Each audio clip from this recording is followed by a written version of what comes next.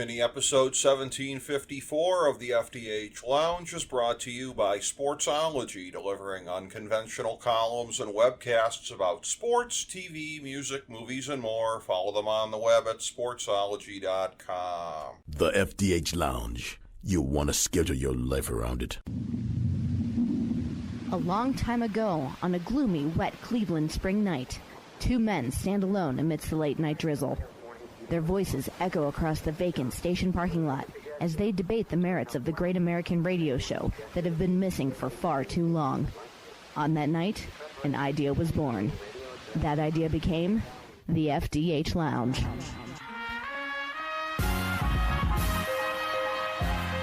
Welcome to the FDH Lounge. Hello, everyone. Welcome to this mini episode of the FDH Lounge. This is FDH Managing Partner Rick Morris coming at you today with one of my fellow FDH Lounge original dignitaries, Chris Galloway. And as we do every year, we're going through the NFL division by division, giving you our preview. And what you've landed on right now is our 2024 NFC North preview. And if you're looking for some macro-level notes for the season, there weren't many of them because this wasn't the most active NFL offseason, but go to mini episode 1748, our AFC East preview, and you can find them in the first part of that podcast that we did. But we're here today breaking down the 2024 NFC North, and in a moment here I will be getting to basically the baseline of the segment. It comes from Fantasy Football Draftology 2024, available on the main page at fantasydrafthelp.com, pages 17 and 18. One run-on sentence for each team. Page 18 is the NFC, and we will be getting to, again, the NFC North, and having my notes on that subject that Chris and I will react to. And this is a division, Chris, where it just seems to me, looking at it in the general sense, I know that in the early days of the FDH Lounge, it might have actually been episode 1 or 2 back at the station. We did the thing on underrated hotties, and you look at, I think I invoked the name at the time, Maura Tierney, that this is a division that is going from Maura Tierney, it seems like, to modern-day Margot Robbie, right before our eyes. What do you think about that, Chris? What a bizarre analogy. I specialize in them. Okay. I'm almost speechless. What I would say is I expect this year the NFC North to be ranked higher than the AFC North.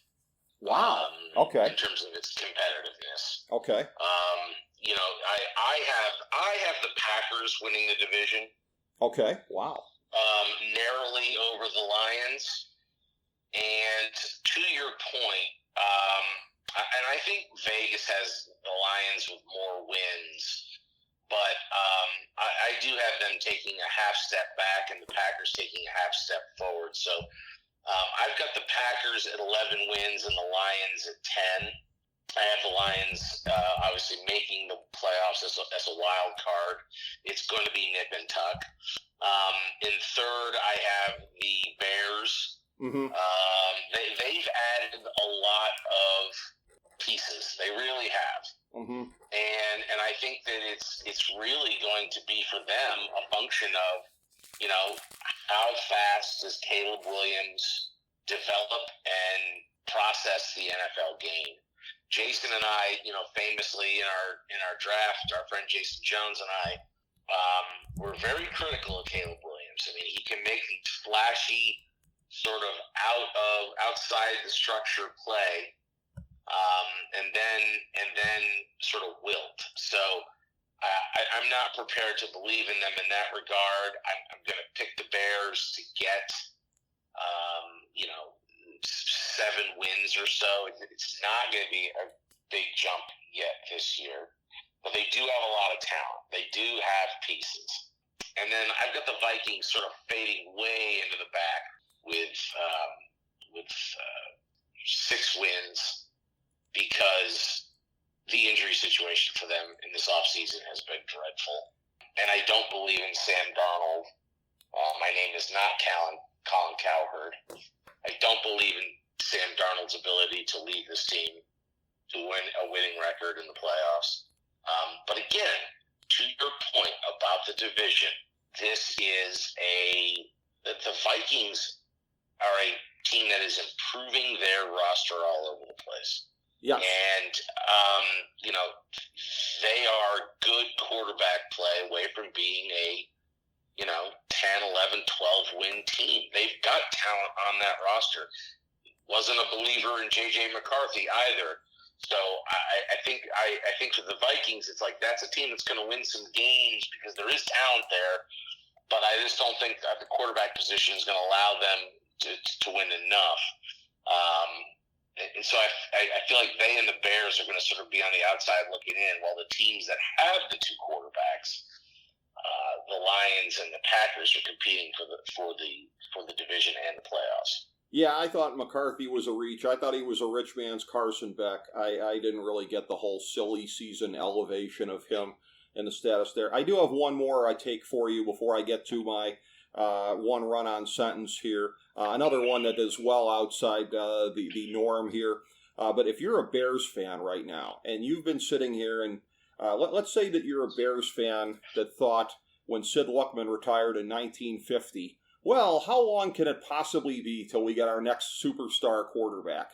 And now, here in 2024, you may very well have that in Caleb Williams, because I disagree with you and Jason Jones, our FDH senior editor. I think he's going to be a star. And I think to also get Rome Odunze in there, where I know you said in the previous segment you would have taken Neighbors as the best of the three. I had Odunze pretty close behind Harrison among the wide receivers, and Neighbors three, not because of any, thought that Neighbors isn't going to be a great wide receiver, because he's going to be, but I'm a big mark for Rome Odunze. And you put him in there in a deadly combo with Caleb Williams, and I got to think, if you're a Bears fan and you've been waiting all this time, I mean, you got to be feeling pretty comparable to having Nicole Shanahan as your sugar mama. That's how I would see it. Yeah, I mean, listen, I can see, one can watch on tape the things that Caleb Williams can do. I think there is a real possibility that he could be this year's, C.J. Stroud, if you will. If it happens, it won't shock me. Mm-hmm. There were just a lot of things that became very undisciplined at USC, and maybe it's just coaching, right? Maybe. I don't know. That bother me about Williams, and we'll see how that translates into the NFL. But I agree with you. His ceiling is very, very high. I just have my doubts as to whether or not he'll ever reach that ceiling. Sure. Because of some of that undisciplined play, et cetera. So, again, we'll see. Odunze was my third-ranked wide receiver in the draft. And again, him, Neighbors, and Harrison were bunched very close together, sure. right?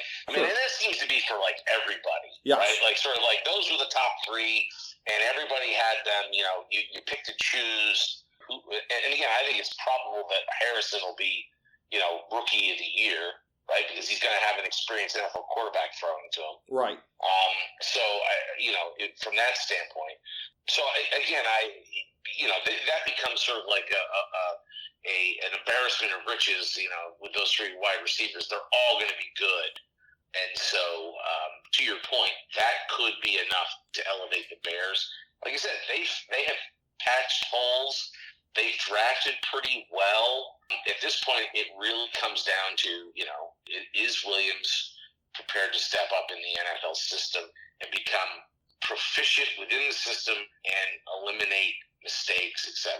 Yes, and I want to point a clarification as well here from us on the Minnesota thing and on Sam Darnold, in case there's anybody out there, and I would truly love to think so, that hangs on any of our deep cuts here. Well, if you go back to 2018, I know that I thought the Browns should have taken Sam Darnold with the first pick, and I believe you were with me on that one there. But instead, we both were. Yes, we both watched him at USC and said that's the guy. Yep.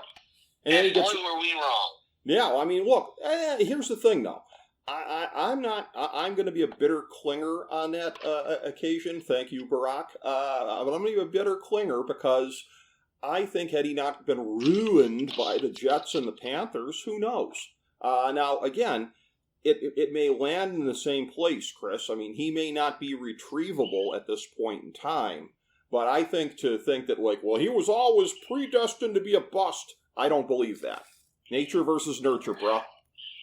Well, I think there is truth to that. We have frequently talked about that, hey, it matters where you land in the NFL. Yep. Especially if you're a quarterback. And it matters where you land if you are a defensive player in terms of maybe like a linebacker or an edge rusher if you're in a 4-3 or a 3-4. Like, there are positions where, not like corner, it doesn't really matter, right? You know?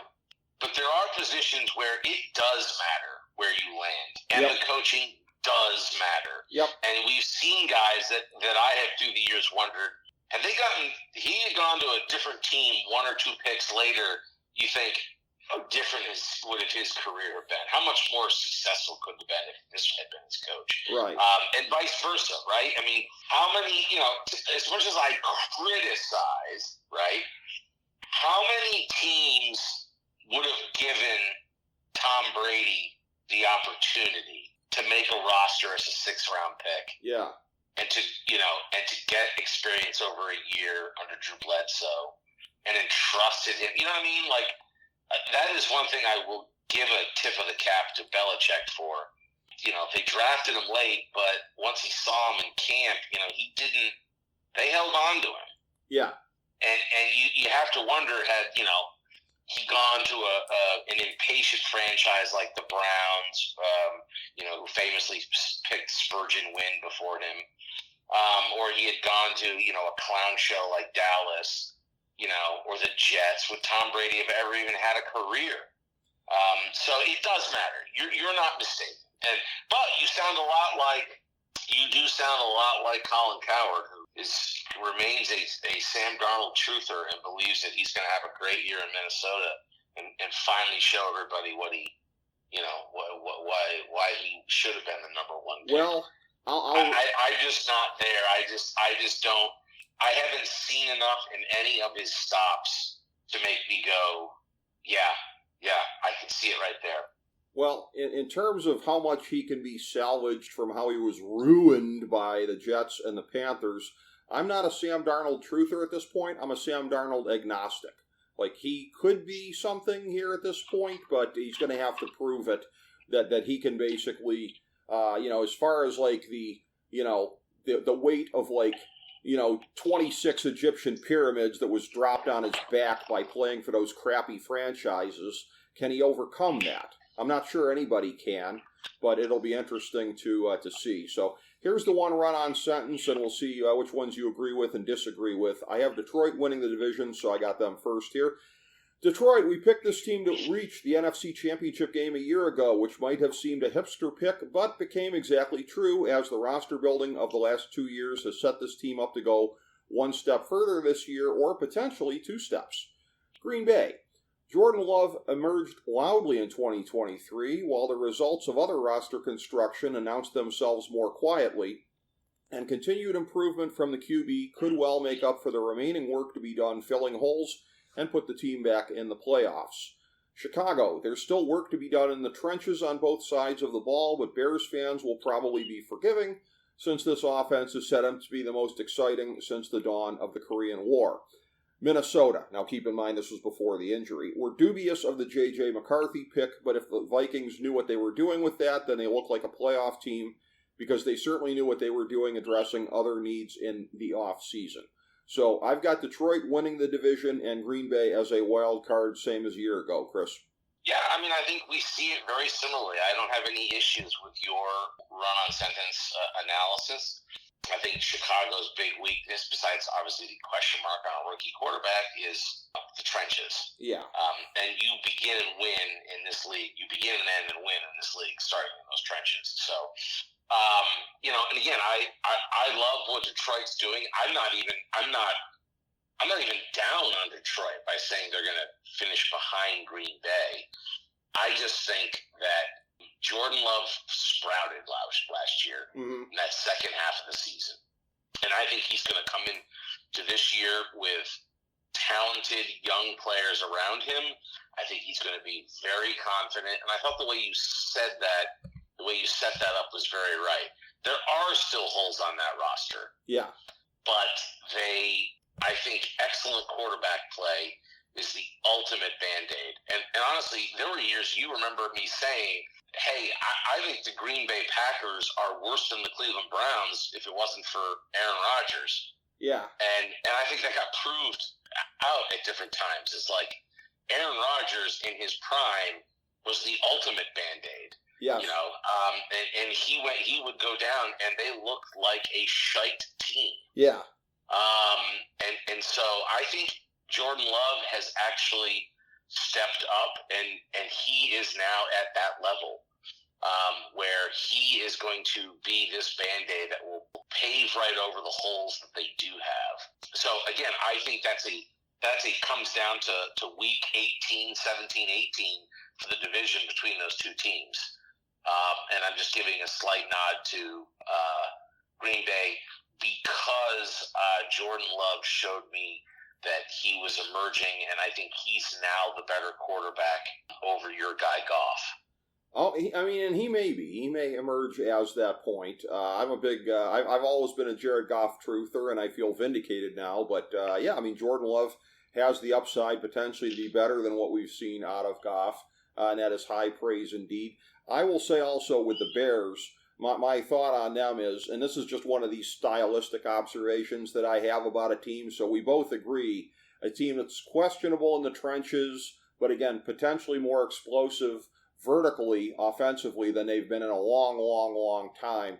They've had this whole stadium issue hanging over their heads the last couple of years. Where are they going to be playing after the lease is up? They're still at Soldier Field, but the makeup of this team right now, they were talking about building a domed stadium in like Forest Park or one of these leafy green suburbs that they have there. Like, this feels like it would be year one of a Bears team in their brand new dome that they might be going to, as opposed to a team that we've traditionally seen playing at Soldier Field over the decades. Yeah, look, your teams want to play in a dome now. Yep. Right? They just do. GMs want to take the weather out of it. So do the players. The fans that pine for the football and the players don't want it. The GMs don't want it because they want as neutral and as sealed an environment to operate, what they're building. And offensive coaches love it, right? Because again, it takes the weather and the elements out of their offense. It accelerates the vertical game, and so it's NFL fans in Chicago, whether it's the Browns looking to do the same thing, better get it through their heads that football people want to play inside. They do, and I will say also, I'll bring it all the way around on this note here. I was laughing about this with my brother that for people that live outside of the Cleveland area, and they hear that the Browns are looking to build a dome in Brook Park, just the sound of the name Brook Park, there's probably people outside this area, when they hear that, they're probably like, oh, that must be a neighboring suburb to Shaker Heights, one of these leafy green type suburbs that everything like that. And as somebody who lives relatively near Brook Park and knows the real Brook Park, look, they might be redesigning it as that once Football Town comes to Brook Park in 2028 or whatever, but it's like, if ever there was a name that was not congruent with what the actual city is, yeah, Brook Park ain't what you think it is, people, nationally. It is not a neighboring suburb to Shaker Heights or one of the fancy places in town.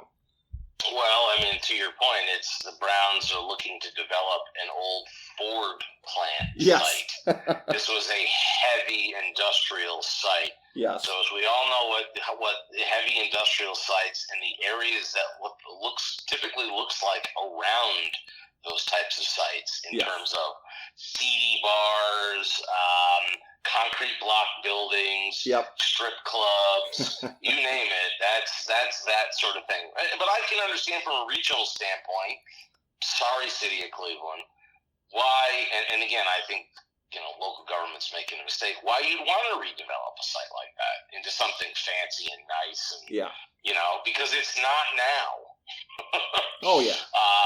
But, again, I think, indoor, to your point about the Bears, indoor football is here to stay. Mm-hmm.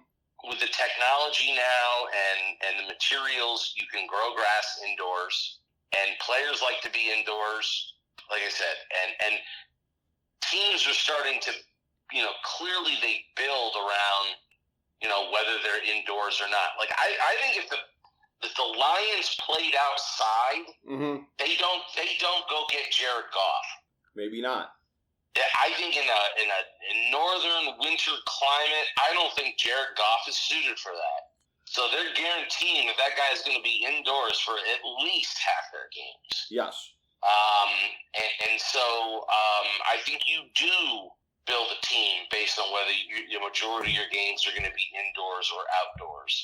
And so, and again, that's not a tough or not a tough thing. You could be a tough indoor team. I mean, there were some Saints teams that were awfully tough. Yep. So it's more about, it becomes more at play about, the vertical nature of the offense, et cetera, and how you're constructing a roster. So, and I think the Bears are doing that, right? Like they're building a roster, at least on the outside, that's like, hey, we think there's a dome coming. Yeah, true. That's definitely I hadn't thought of it that way, but yes, that might be playing into their roster construction. So glad you mentioned New Orleans. That's one of the most underrated things in football history. That linebacker core, late 80s, early 90s, that's one of the best linebacker cores ever. Sam Mills and company, you kidding me? Those guys were awesome. And my last note on the NFC North is actually one about the AFC North vis-a-vis Brook Park. That if they build the whole Browns Village and all that kind of stuff there, if they fancify it in the way that they're thinking of, then the saying that so many of us have for Brook Park will no longer apply, which is Brook Park, where wife beaters are the equivalent of black tie. But anyways, Chris, I appreciate you being a part of this segment, and thank you everybody for checking out our 2024 AFC North preview.